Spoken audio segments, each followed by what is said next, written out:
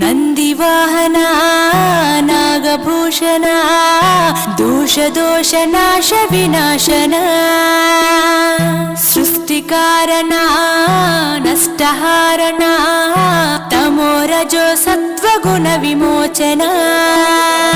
మాఘమాసమున కృష్ణపక్షమున చతుర్దశి నడి జామురాతిరిన మహాలింగమే ఉద్భవించెనట బ్రహ్మ విష్ణువుల అహం అనిగెనట సృష్టికి మూలం నీవని తెలిసి సాగిలబడి నీ మహిమకు మొక్కే అదే మహాశివరాత్రి వెలిసెనట